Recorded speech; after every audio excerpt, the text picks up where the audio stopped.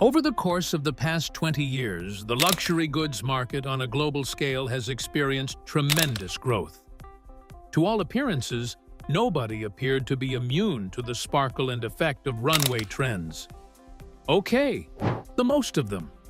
Throughout this period, consumers contributed to the sector's nearly threefold increase in value. However, things have not been looking so bright as of late. The location in Beijing is this one. It has the potential to become the most talked about new attraction in the city for European high-fashion shoppers. On the contrary, it is emblematic of a new trend that is not fashionable. The situation that we are currently facing is something that China has never encountered before. It is not possible to continue in this manner. According to the analysts that we spoke with, a significant number of them are of the opinion that the luxury bubble in China has reached its peak. In recent years, the Chinese market has emerged as a significant growth engine for the luxury business all around the world. Tens of billions of dollars were made in sales as a result of the surge. Consider this chart for a moment. In 2023, the revenue pie for North America and Western Europe is smaller than the revenue pie for Asia. Both of these regions are located in Western Europe. However, the pandemic had a significant impact on this, just as it did on a great number of other commercial developments.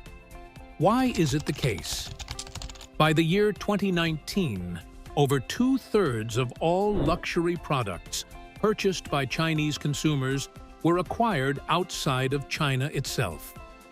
This was accomplished through travel to popular destinations such as London and Paris.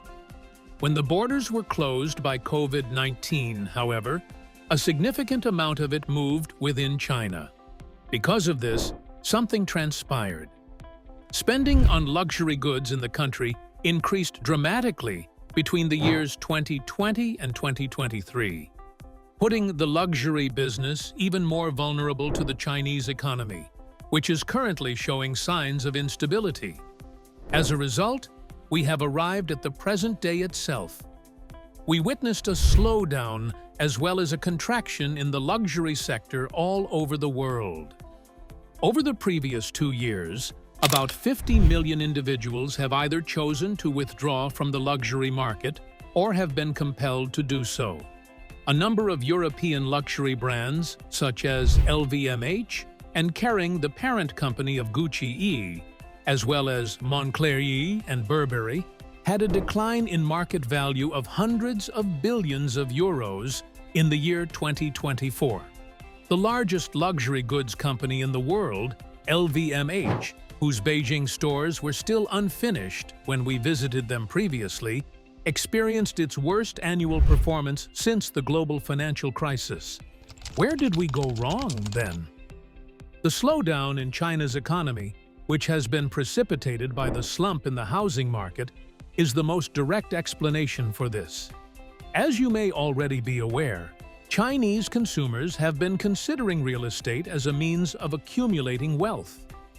In addition, we have seen that the crisis in the real estate market has washed away a significant portion of the wealth that households in the middle class own. The high rate of youth unemployment in China is another challenge. Since more than half of China's wealthiest buyers were born after 1990, aspirational young professionals have been major sources of growth for luxury goods. In recent years, China has seen a rise in the number of wealthy shoppers. And further significant challenge is posed by the fact that their rising rate of unemployment, which is depicted by this white line, is significantly higher than the national unemployment rate, which is illustrated by the colored line. Aspirational luxury consumers are currently tightening their belts and are less eager to spend money on expensive things. This presents a challenge for the luxury industry. Therefore, let's delve deeper into this for a moment. Julin Chen, who is now 35 years old and works at JP Morgan, started blogging about fashion and leisure 10 years ago when she was working there. She began striving to establish an important following on Chinese social media. A significant number of the designer fashion brands were accessible to me. Many of them are well-known brands on a global scale. Their goal was to get into the Chinese market since, as you probably already know, Chinese consumers buy anything and anything. By the year 2019, Julene made the decision to capitalize on her popularity on social media. After quitting her work, she decided to launch her own company. I was responsible for e-commerce operations and live stream sales efforts for the majority of the period that I was there. A tremendous amount of progress was being made in China's e-commerce industry. The number of bloggers who promoted products was extremely high. Therefore, I believe that people started to become weary of purchasing items and came to the realization that we simply bought an excessive amount of them, and that this did not actually make us happier.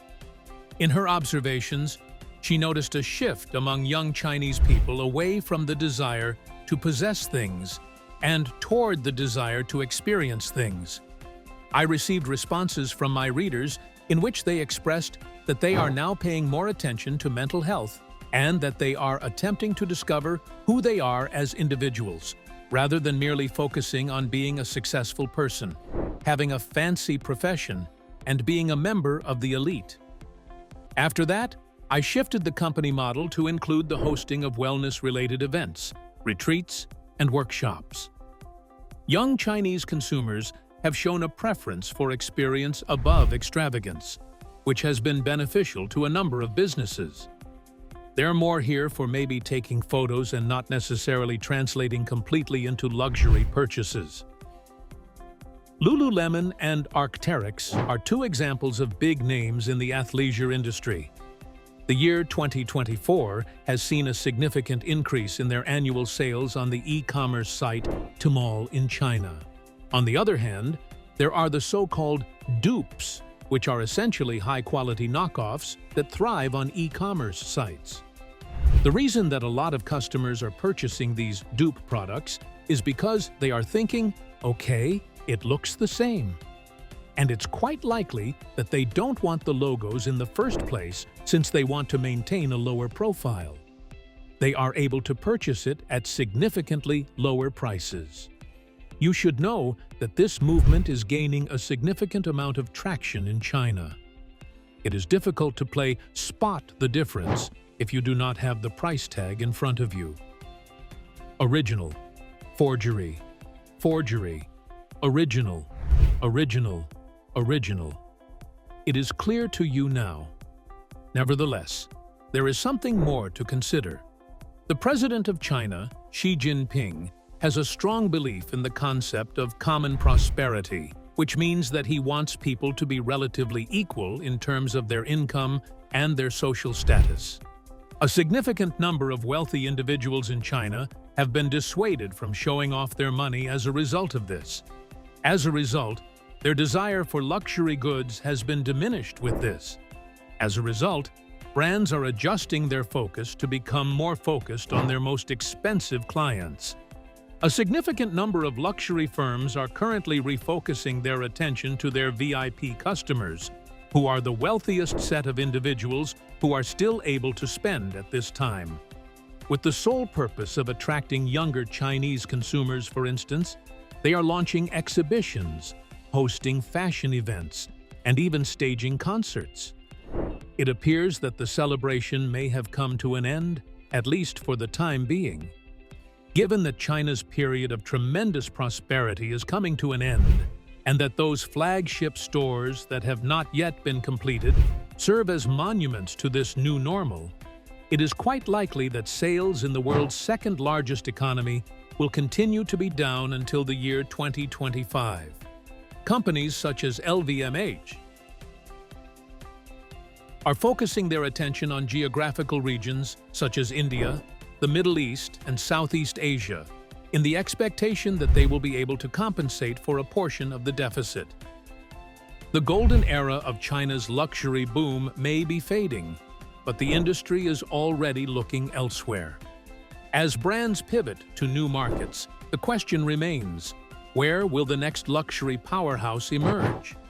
If you found this analysis insightful, don't forget to like, subscribe, and drop a comment below. Where do you think the future of luxury is headed?